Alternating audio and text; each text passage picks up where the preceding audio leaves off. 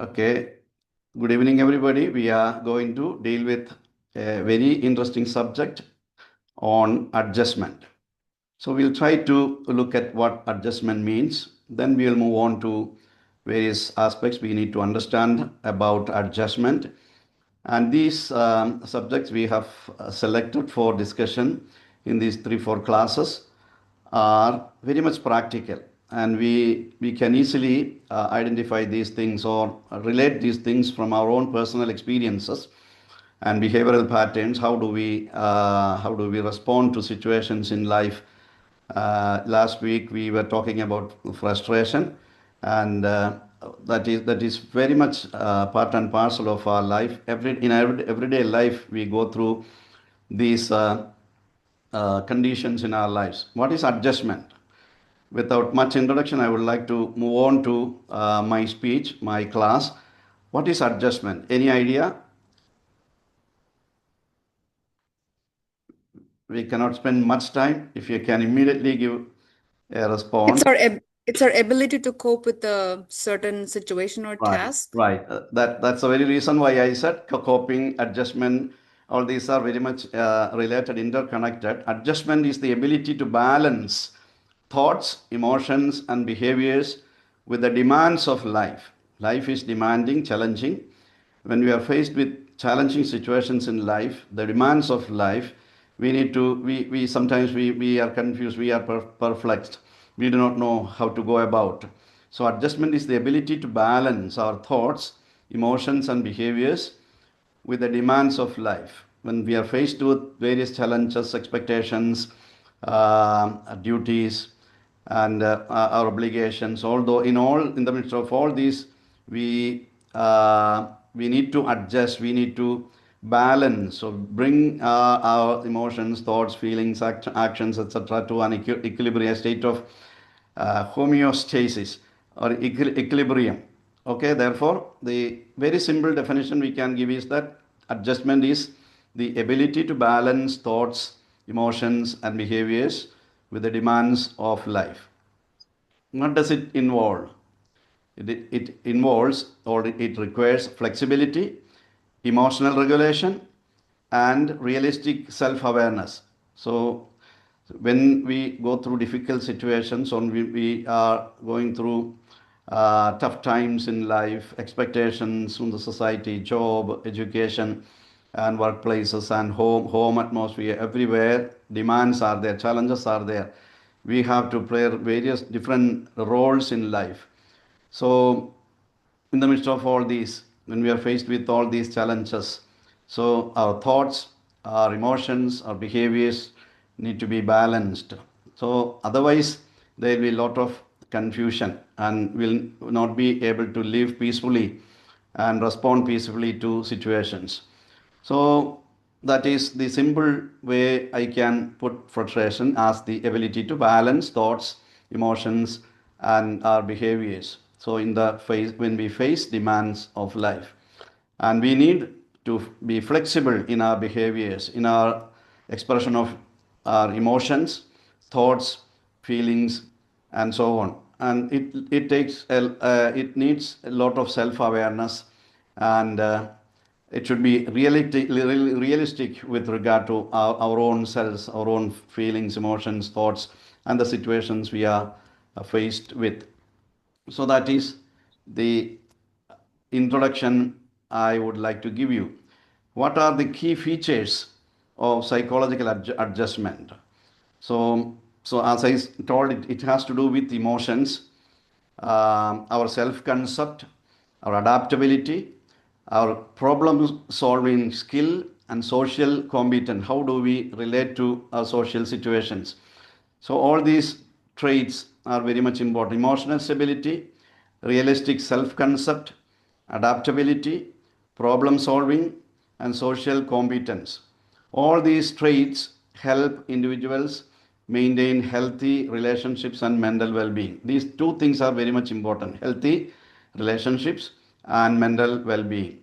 So a person's life is centered around these two relation. We are in a network of relationships, and our life, our mental condition, our psychological conditions must be balanced, and we must be able to cope with, adjust with all the situations, address practically and in a healthy manner to all the situations that we are faced with.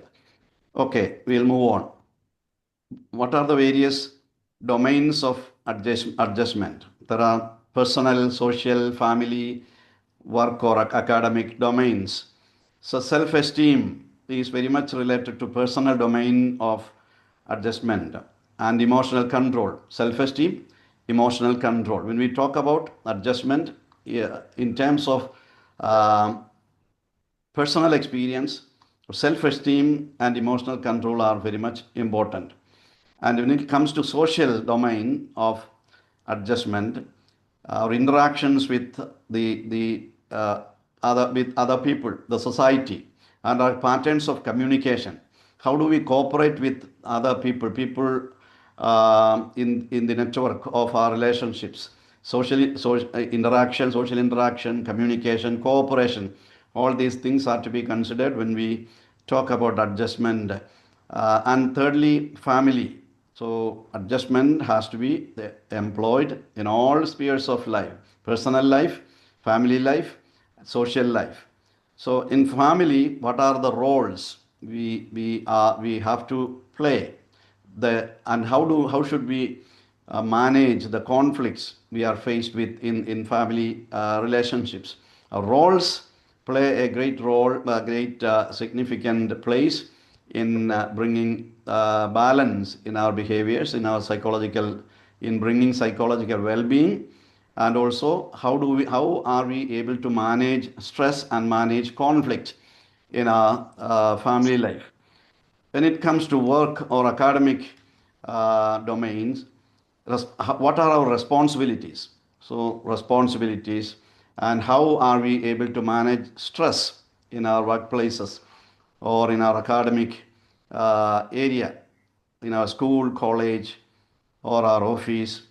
Are we able to manage stress well? So, these are the questions we have to deal with concerning the domains of adjustment. Let me move on. So when it comes to, we look at all these three aspects a little bit, and we'll move on. Personal adjustment. When it comes to personal adjustment, it includes emotional maturity, identity formation, and self-regulation. Emotional maturity, identity formation as to who we are, what we are, and our self-concept, self-regulation, manage our own selves, our own behaviors, emotions, thoughts, and patterns of behaviors when we are in this world or in a network of relationships. So we are supposed to be well-adjusted individuals as we face all these challenges in family, in workplace, in society, and all in our environments. Well-adjusted individuals understand their strengths and limitations. How can we understand whether we are well-adjusted individuals? So that is a question we need to address. Who is a well-adjusted individual, well-adjusted person? So a person who is able to understand his or their strengths and limitations. That's very, very important. When we deal with this subject adjustment, every individual must be able to or must understand their strengths and limitations. We all have strengths, at the same time, we have limitations. Some people are aware of their limitations only, some are aware about or then focus on the strengths only.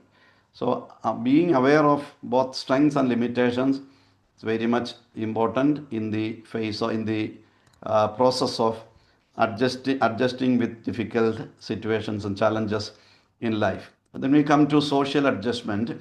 It is ability to interact and communicate. What is social adjustment? Ability to interact and communicate effectively with others.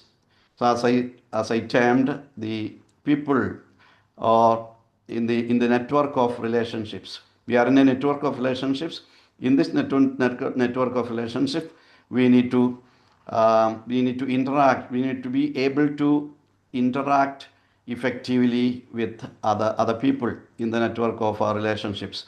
Then only our well-being, our social equilibrium, our psychological equilibrium can be maintained.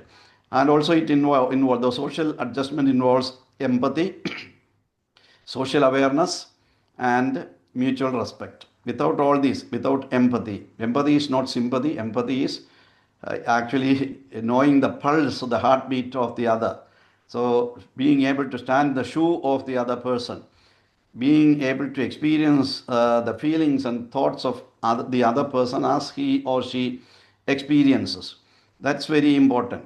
So feeling empathy is feel sympathy is very easy. It's not it doesn't demand much, but empathy or being empathetic, it's challenging and it's demanding our involvement or our action. And social awareness is important, and mutual respect, because we are social beings and we interact with people, and those interactions must be balanced and with in equilibrium. Then only our psychological well-being can be maintained properly. Okay, family adjustment. Managing family expectations and roles while maintaining emotional balance is very important. You know, in a family, what is the role of the husband, or what are the roles of husbands, wives, children, in-laws, and extended family members? All these are to be defined properly. And when we are able to define our roles properly in our relationship in the family, in our interactions in the family, we'll be able to adjust well. So it includes conflict resolution. How far are we able to resolve the conflicts we face in family atmosphere, and clarity with regard to our roles, and healthy, how are we able to maintain healthy boundaries? All these factors will determine how well we'll be able to adjust in our family relations, family life. Work and academic adjustment, that is the next area we initially tried to see. So work and academic adjustment involve handling pressure, and especially when we talk about academic pressure, deadlines are very, very important. Even in work situations, deadlines are important.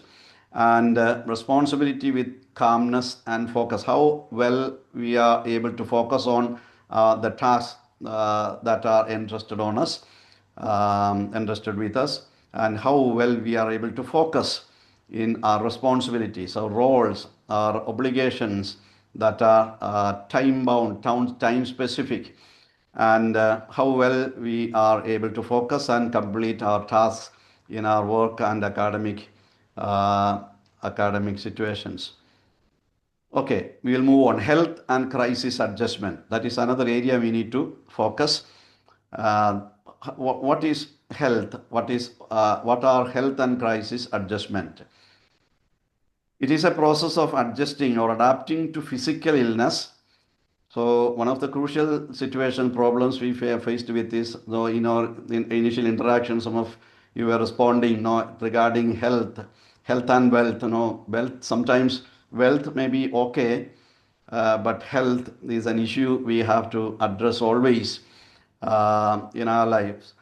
It is a process of adapting to physical illness, loss, or trauma. All these are human experiences that we face in life, once or other. It involves acceptance. How well we are able to accept the situations, the challenges, the problems, the people around us, and accept ourselves. How well we understand our own capabilities, potentials, and so on. And resilience, how well we are able to bounce back when we are faced with a difficult, challenging situation, and we learn, we cope with, we are adjust with the challenging situations, and we are not supposed to just leave the situation as it is and just move about, but we need to bounce back in future courses of action, such experiences. So human life is full of struggles and challenges. One challenge we face today may repeat or may not repeat the same way, but different levels of challenges will emerge in future.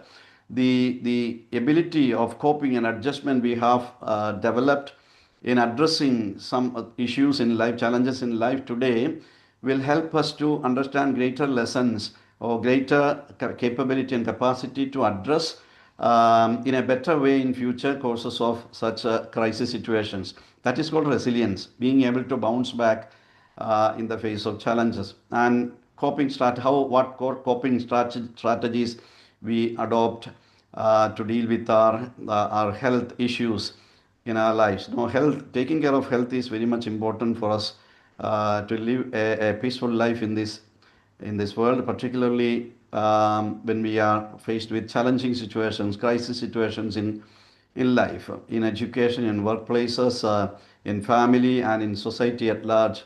We have to address all these issues, particularly when it comes to personal adjustment, health and crisis situations related to health.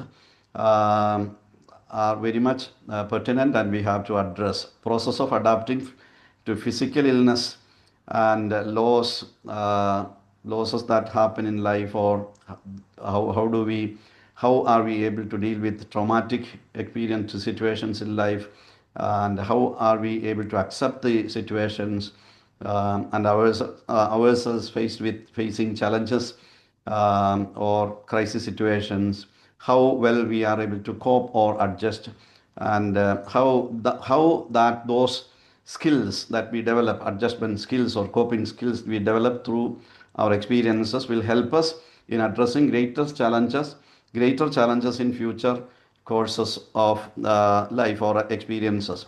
That is called resilience, and we will talk about that in a later time. And what is maladjustment? No, failure to cope with demands leading to anxiety, depression, aggression, withdrawal, or dysfunctional behavior. These experiences are called maladjustment. These ways of responses are called maladjustment. Adjusting, not being able to adjust in a positive manner, and we are not properly able to address the challenge, and not able to adjust properly to all these challenges. Failure to cope with demands of education, work, family roles, and deadlines, completing deadlines with focus, and all these problems, no failures in our coping mechanism or strategy can lead to anxiety, depression, aggression, and withdrawal, sometimes withdrawal, or dysfunctional behavioral patterns. All these can cause when we are not able to adjust with our challenging situations or crisis situations properly. All right. Stress and appraisal model of adjustment. According to a psychologist, Lazarus, stress results from how events are interpreted, or in other words, appraised. So stress results from how events are interpreted. Okay, adjustment. When we talk about adjustment, how do we interpret the events happening on our way is very much important. Whether we are able to adjust properly, or when we are not able to adjust, maladjust. Not just from events themselves. So according to psychologists, stress emerges from how events are interpreted, how experiences are interpreted by individuals, we who as individuals, and the pros and cons and negatives and positives are to be evaluated, and thus way we can cope or adjust with challenging situations in a better way. Okay, primary appraisal or evaluation of the situations or threats or challenge. Is it a threat or a challenge? So when events happen, problems come by, or experiences, we have experiences in life we need to make an appraisal of such experiences and events, whether they are threats or a challenge. Challenge is to be challenge is to be faced, addressed in a positive manner. Threat also is to be addressed, but it has more of a negative impact and negative connotation. Challenges are always helpful for us to adjust and be resilient in a better way in future life experiences. Okay, that is the primary appraisal of events, whether it is a threat or a challenge for me to take up. And secondary appraisal of stress and the stress appraisal model is, can I cope with this problem, challenge, or situation in life? That is the question we need to ask. Is it a threat or a challenge? Can I cope, or how can I cope with the challenging situation? These are the questions we need to ponder upon. And we move on to the next term, coping. We are talking about adjustment right now so far. Now we will move on to define what is coping and understand what does it involve. What is coping? What is the difference between adjustment and coping? Coping is the effort. It is cognitive, emotional, and behavioral efforts to manage stress, conflict, or discomforts in life. So, coping is the effort from our part. It is cognitive in terms of cognitive efforts, emotional or behavioral.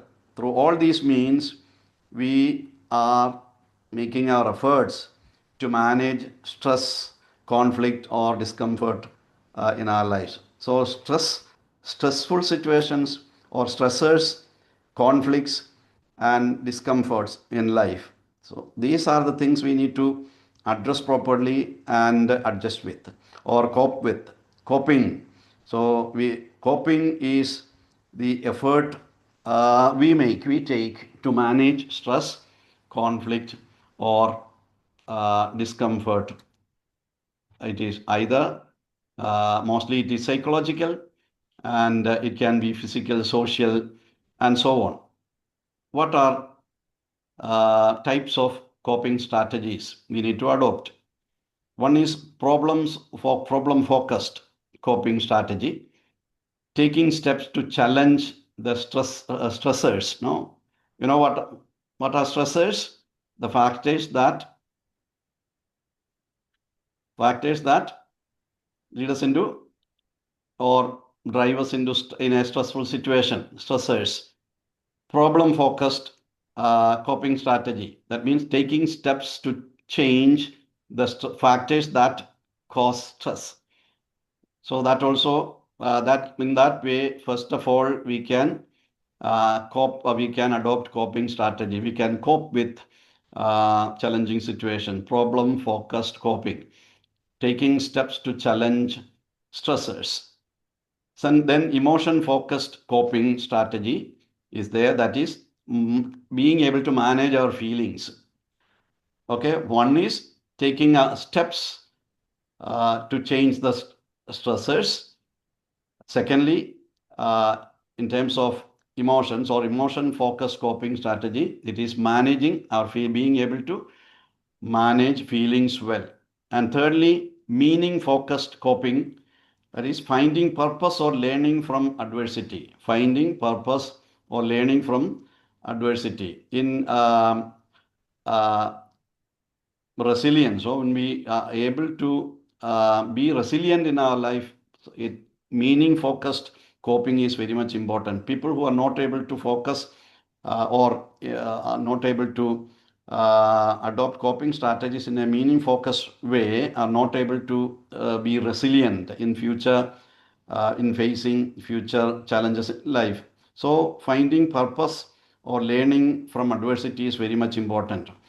Those people who are not able to cope effectively or in all these three areas: problem focused way, emotion focused way, and meaning focused way of coping strategies we need to develop through our experiences. Now, how can we understand problem focused coping?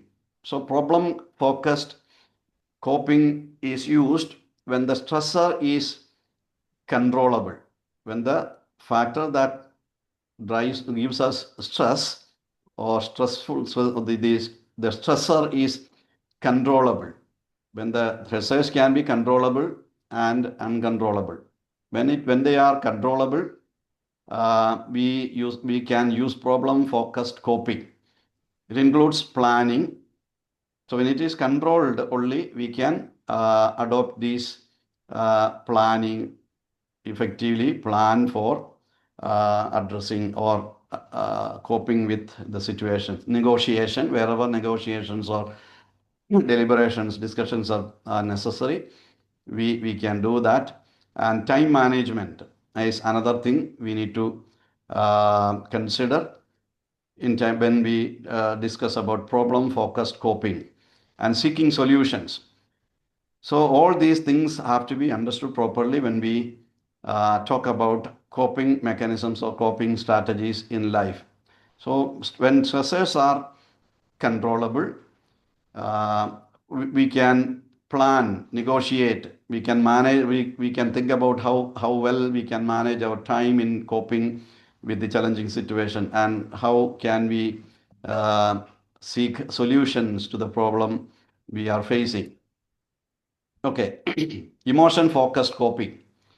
So emotion focused coping is used when situations cannot be changed. It is not controllable. It is not controlled by us. And what are the problems or situations that cannot be changed? Uncontrollable situations such as illness. So it is sometimes not in our control, or grief, that we cannot control them, or once it happens, the psychological health of the person can decide how well we can cope or control it, but the event as such, the illness as such or grief as such, we cannot control it. It happens on our way anytime. It can happen, therefore they are uncontrollable. And it includes acceptance, emotional expression, and prayer. Emotion focused coping includes acceptance, self acceptance, acceptance of our potentials, limitations, acceptance of what happens at the moment, acceptance of uh, people around, acceptance of the actual problem we are faced with, the stress, the factors that are driving us into challenging experiences. So the challenges we have to face with sometimes tend to be situations that we cannot change. Like in such situations, acceptance. So when we are faced with when we are sick, all of a sudden feel sick in our bodies, we are not able to involve or work properly, study properly, focus on our schedules. Then the first thing we become so much of frustrated, and we become desperate, agitated, depressed, and all these psychological conditions we are driven to. But effective coping, emotion focused coping, will help us to accept the situation first of all, and we'll be able to express our emotions in a positive way or in a healthy manner. And as Christians, we need to resort to prayer also, dependence, trust in God, and resorting to prayer. All these are very much important. Using spiritual resources whenever and wherever necessary will help us to focus, will help us in emotion focused coping. And meaning focused coping. So what is meaning focused coping? It is finding purpose in the midst of adversity, trying to find out some meaning in the challenges that we are facing, the adversities we are driven in, we face with, and being able to reframe the experiences that we go through and learning from the challenges that we face, finding purpose in adversity, reframing experiences, and learning from the challenges. So that is meaning focused coping. So how well we are able to find purpose in the adverse situation, how well we are to understand and reframe the experience that we are going, or sometimes most of the time our expressions or our statements that we make in the face of such challenges will be, most of the time they will be negative. And in such situations, how we can reframe our experiences, our situations in a positive way. So, and how can we learn from the negative experiences or the challenges that we are faced with at the moment? And this meaning focus coping is often associated with post traumatic growth. Traumatic experiences uh, may come on our way, but how well we cope with trauma or adjust with trauma is very much important. Okay, we'll move on. Avoidance coping is another type of uh, coping. Avoidance coping. Coping can be positive, in a positive direction, or can be in a negative direction. Avoidance coping involves denial of the actual stressor or problem or a challenging situation. And sometimes the avoidance can take the form of substance use or substance abuse or distraction. All these things provide temporary relief, no, some kind of mechanism that we adopt, psychological mechanisms whereby we deny the situation, deny the fact, and we try to escape from the challenge. Instead of addressing coping in an effective manner, we try to escape, and we use some people resort to alcoholism or drug dependence, and so on.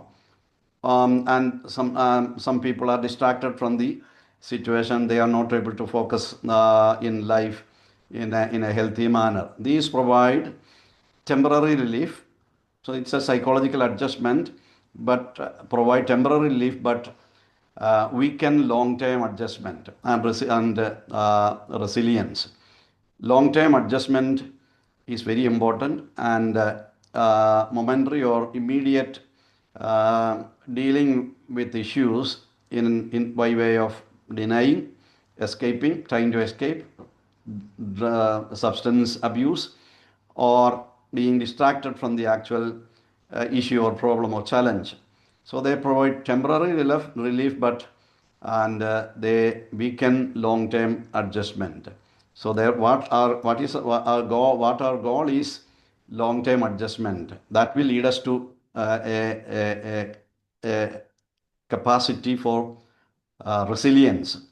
So healthy coping is there, unhealthy coping is there. As I told you, it can be sometimes positive and sometimes we respond or cope in a negative manner. Healthy coping, unhealthy coping. Healthy coping builds resilience. That is, as I have already pointed out, healthy coping will always help us to face or address challenges similar in a similar manner or a greater level in future courses of challenges. When we face with challenges or crisis situations in future, the lessons we have learned by in our past or present situations of facing our adversities will help us to find greater resources in coping with or addressing the challenges in future experiences. That is actually called resilience, being able to bounce back and move forward with greater strength and vigor in when similar situations or greater situations happen in future. So as I told you about defense mechanisms we adopt to. Defense mechanisms are unconscious attempts to protect ourselves from anxiety. When we are anxious or we are stressed, we are not able to adjust or cope with the challenges of life or the stressors. Our mind adopts automatically, unconsciously to certain mechanisms called defense mechanisms. And most of you who have some understanding or some reading on uh, psychology or counseling know what defense mechanisms are. They are unconscious attempts to protect ourselves from anxiety. Common mechanisms or such psychological defense mechanisms include denial, projection, rationalization. There are many defense mechanisms, but that is not my focus of this for this subject, or we are not able to go in detail of what are defense mechanisms. Just in the face of coping, developing coping strategies, healthy, unhealthy coping patterns.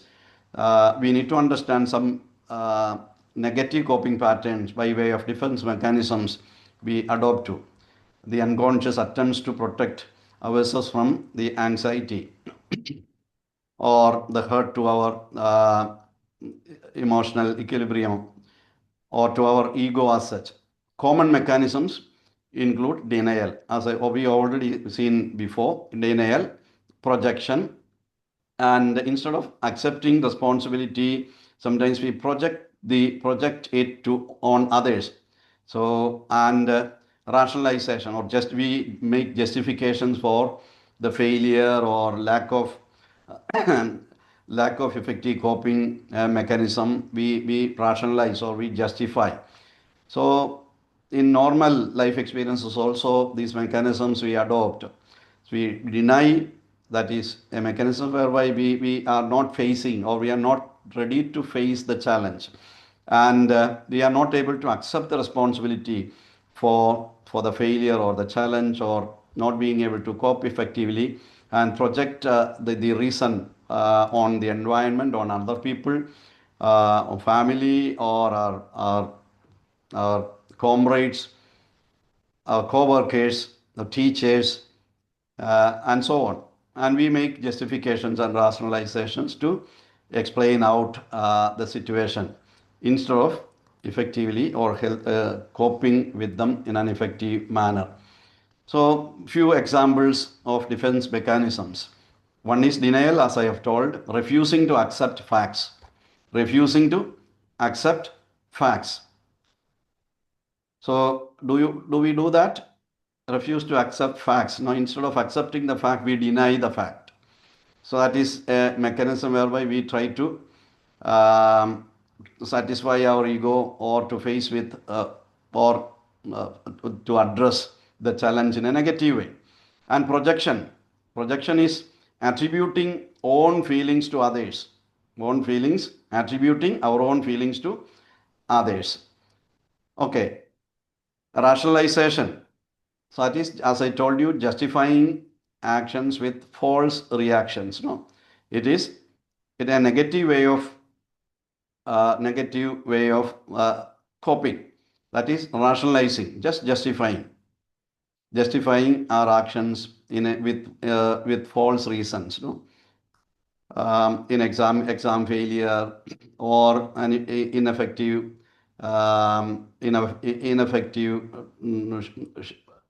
achievement of our goals.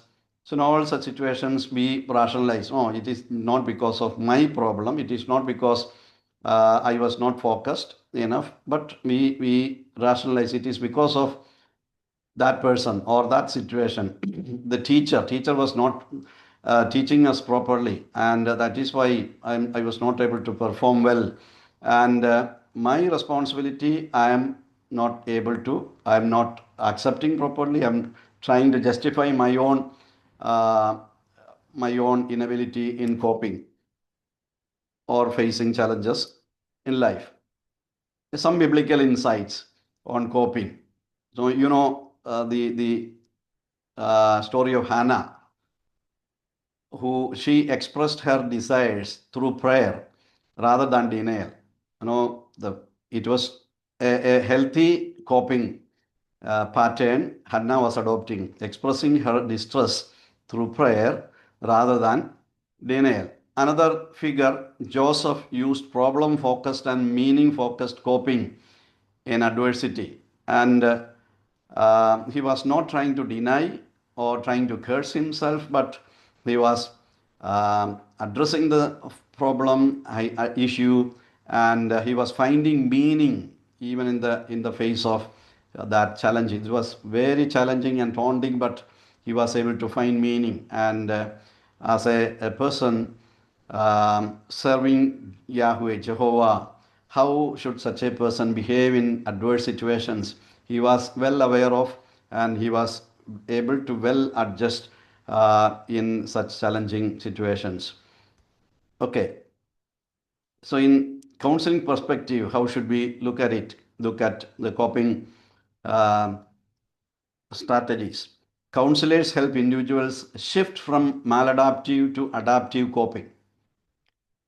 Instead of denial, rationalization, justification, and many other resorting to drug, substance abuse, and so on, being distracted or not being able to address, just move away and involve in some other thing and totally turn away from that is kind of avoidance we talked about. So we as counselors, we have to help individuals who are faced with challenges and who have less are not properly able to adopt healthy coping strategies, coping mechanisms.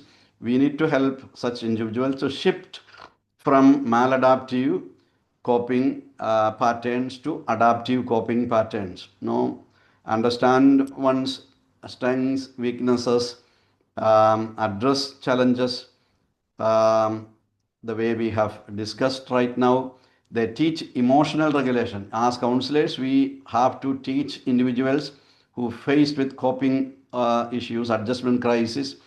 We have to teach them emotional regulation, cognitive restructuring, and problem solving. So why these are important in a situation? I think these things you have studied in some subjects you are taking on in this course. So as counselors, we have to teach emotional regulation. That is very important. Okay. I have five more. I finish. I'll conclude in few minutes. Okay. Emotional regulation, cognitive restructuring, and problem solving. So these three things we have to teach our clients, or the persons we come for counseling or who are faced with challenges in life. Cognitive restructuring is a strategy used in CBT. In last class, I have told you that needs really you need training, and you have to develop skill on that. And normally regulation of emotion and strategies to cope effectively with challenging situations, we have to teach people, or we have to give awareness in people. Self reflection in coping.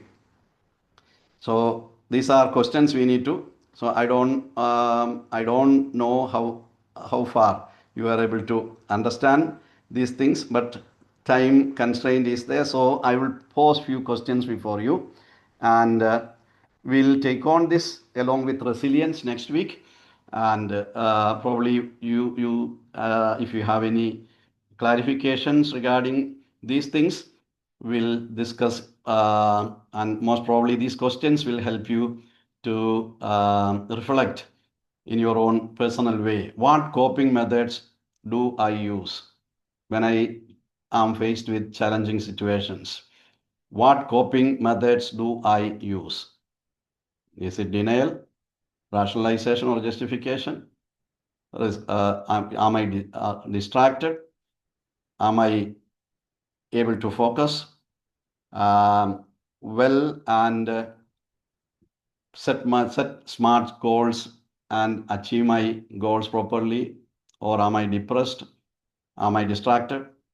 Do I project? Do I rationalize? Do I justify? Or do I cope in a healthy, effective manner? And second question, are they healthy or avoidance based? Are my coping strategies healthy or avoidance based? Denial, avoidance.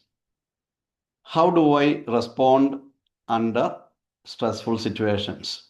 So these three questions you have to reflect, you have to think and reflect and find answers in a reflective way in your personal life. And and we have to, each one of us who are part and parcel of this course must develop adaptation skills, adjustment skills, healthy coping strategies. And we have to encourage self-awareness, problem solving, emotional maturity, and healthy relationships. So in conclusion, I would like to say each one of us should encourage self-awareness. We should know who we are, what are our capacities, potentials, and at the same time, what are our limitations. And problem solving, the resources in us and in the environment to solve or address our problems effectively. Emotional maturity. And emotional maturity is very important for us to cope effectively in the face of difficulties and challenging situations. And developing healthy relationships. So we are in a network of relationships, and our psychological balance, equilibrium, as well as relational health, all these things are important in our social interaction in the family, and interaction in our workplace, schools, colleges. You need to develop self-awareness, solving, emotional maturity, and healthy relationships. Okay, adjustment is maintaining life balance. Simply speaking, adjustment is maintaining life balance. Coping is, see, I stop with this. The difference between adjustment and coping. Adjustment is maintaining life balance. Coping is how we handle stress. Healthy coping leads to resilience and growth. From here, we'll move on to the next class. Thank you very much for patiently listening, and God bless you. Dr. Saji, there's a question in the chat. Can you repeat the first and second questions? Second questions. Okay. First and second question. Questions. Okay. Okay. What coping methods do I use? Understood? Second, are they healthy or avoidance based? And third one, how do I respond under stress? Okay. Yeah, I hope they got it. Dr. Saji, thank you so much. One of the most important thing is definitely awareness. Sometimes we lack the awareness and we experience all these problems. Yes. Another part is if somebody corrects us, we are not in a space to even receive that. Yes. So it's good if we have certain people in our life where we are very close to, and if we have that accountability partner to tell, if I'm going wrong, if I'm going off track, please let me know. That's always good, but not everybody has.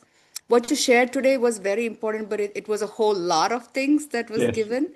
I hope everybody got it. But I think reading up on some of these, do you recommend any books or any suggestions where, we could also read about this and kind of get some more awareness, or some self-help books or something? Yeah. There is an academic book.